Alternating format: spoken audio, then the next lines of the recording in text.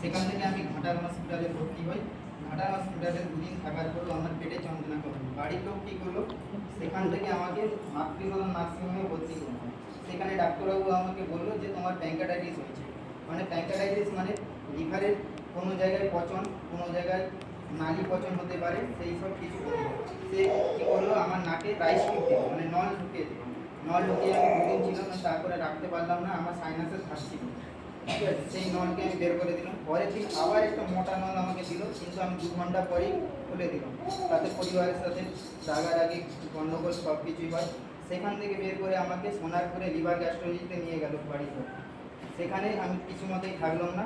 সেখান থেকে অ্যাম্বুলেন্সে করে আবার বাড়ি ফিরে এলাম। আমার বাবা মন খুব খারাপ হয়ে যায়। সেখান থেকে আমি কী করলাম, উলবেড়িয়ায় ভুবনেশ্বরে ভর্তি হলাম। সেখানে বললাম রাইস টিউব নেবো না। সেখানে তারা 5 দিন ট্রিটমেন্ট করলো, কোনো কিছুই হলো না। আমার পেটের যন্ত্রণা যেমনকি তেমনই থাকলো। কিছুটা শান্তি হলো, কিন্তু বাড়ি চলে আসে সেখান থেকে। এখানে জগতের ব্যবস্থায় লোকাল ডাক্তার, অক্সিজেন সব কিছু আমার বাড়িতে আনে। সেই বাড়িতে আনার পরেও আমি আধ ঘন্টার মধ্যে আমার পেট ফুলে যেতে লাগলো। কিছু মতে আমি থাকতে পারলাম না, ছটফট করতে লাগলাম। সেখান থেকে আমাকে বাড়ি ভর্তি করলো, অ্যাপোলোতে নিয়ে গেলো কলকাতায়।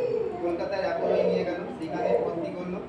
সেখানে ভর্তি হওয়ার পরে আমার তো ডাক্তারবাবু বললো যে তোমার অগ্নাশয়ের নাড়ি এক সাইড পচে গেছে। সেখানে প্লাস্টিক সৃষ্টি করলো এবং প্লাস্টিক দ্বারা আমাকে প্লাস্টিক সেটিং করে দিল এবং আমার শরীরের 3-4 জায়গায় পাইপ দিয়ে আমার পচনশীল যে লিকুইড পেটের ভিতরে ছিল, সেই লিকুইড পাইপের দ্বারা বের করতে থাকলো। কিছু মতে হলো না, এইভাবেই 26 দিন কেটে গেল। কিছুটা সুস্থ বোধ করলো, কিন্তু বাড়ির লোক কিছুতেই মন মানাতে পারেনি, সবাই ভেঙে পড়ে। সেখান থেকে আমার দাদা কী করলো, তোকে হায়দ্রাবাদ নিয়ে যাবো ভাই। সেখান থেকে আমি চলে গেলাম এয়ারপোর্টে গেলাম। সেখানে যে এয়ারপোর্টের যে ডাক্তারবাবুরা থাকে বলছে এইভাবে কোনো রুগী নিয়ে যাওয়া যাবে না। এই অবস্থায় কোনো মতে যদি নিয়ে যাওয়া যায়, ডাক্তারবাবু, নার্স এবং সব কিছু নিয়ে 6 লাখ টাকা খরচা করে নিয়ে যেতে হবে। এইভাবে সেখান থেকে তো আমি চলে এলাম, কোনোভাবে নিয়ে গেল না। আমার এক পরিচিতির মধ্যে জানাশোনা একজন ডাক্তারবাবু ছিল, তারই দ্বারা এক রাত আমার যাদবপুর কেবিসিতে কেটে যায়। সেখান থেকে পরের দিন আমি পিজিতে আসি। পিজিতে এসে ভর্তি হলাম। পিজিতেও এইভাবে 22 দিন কেটে গেল এবং পিজিতে যে মেন পিজি ছিল সেখান থেকে আমি দূরে 2-2.5 কিলোমিটার দূরে পলিক্লিনিকে ভর্তি ছিলাম। পলিক্লিনিকে ভর্তি থাকা অবস্থায় আমাকে 2-2.5 কিলোমিটার প্রত্যেক দিন 1 দিন না 2 দিন ছাড়া রিপোর্ট করতে যেত। আমি খুবই অসুস্থ ছিলাম, যেতেই পারতাম না, মরণাপন্ন ছিলাম। আমাকে কেচারে করে তুলে নিয়ে তো কেচারে করে নিয়ে আবার নিয়ে আসতো। এইভাবে আমার জীবন কেটে যায় 22 দিন। 22 দিন কাটার পরে ডাক্তারবাবু বলে বাড়ি চলে যাও। বাড়ি গিয়ে 3 মতো রক্ত নেবে যে কোনো নার্সিংহোম বা হসপিটাল। সেইভাবে বাড়ি ফিরে আসি। বাড়িতে এসে 1 দিন পরে অন্নপূর্ণা গৌড়াতে আমি ভর্তি হলাম। সেইখানে রক্ত নিলাম 3 বোতল নিয়ে করে আসি। বাড়িতে আসি, খাওয়া দাওয়া করতে লাগলাম। খাওয়া দাওয়া করার পরেও একদিন আবার সেই পেটের যন্ত্রণা শুরু হয় অপরটা।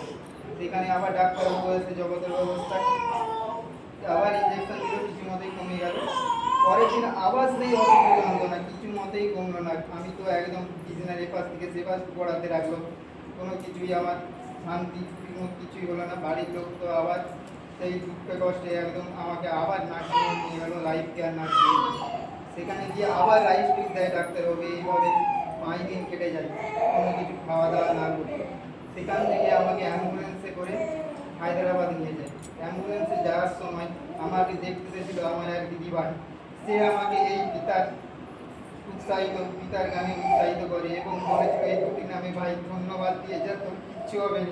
সত্যি আমি বিশ্বাস করে পিতাকে ডেকে অ্যাম্বুলেন্সে করে 1,500 কিলোমিটার চলে গেল, কোনো কিছুই হলো না।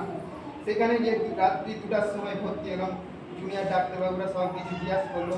আমি পিতার নামে ধন্যবাদ দিতেই থাকি সবসময়। পিতাকে দৃঢ় বিশ্বাস করে আমি 2 দিন সেখানে ভর্তি হয়ে রিপোর্ট করলাম। ডাক্তারবাবুরা বললো তোমার সব রিপোর্ট ঠিক, তোমাকে ছেড়ে দেবো। আমার সেই অ্যাম্বুলেন্স বাড়ি ফিরল না, কিন্তু আমাকে যে মহিমা করলো পিতা, যে আমার সব কিছু রিপোর্ট ঠিক, আমি কীভাবে অলৌকিক হয়ে গেল। সেইভাবে আমার স্ত্রী আর আমি মোবাইলের দ্বারা ভজন কীর্তন শুনে তাকে ডেকেই যেতাম। সেইভাবে ডেকেই আমি খুব সুন্দর হলো, এখন সুন্দরভাবেই ট্রেনে করে বাড়ি ফিরে আসলাম এবং বাড়িতে এসে আমি খুব সুন্দরভাবেই থাকলাম।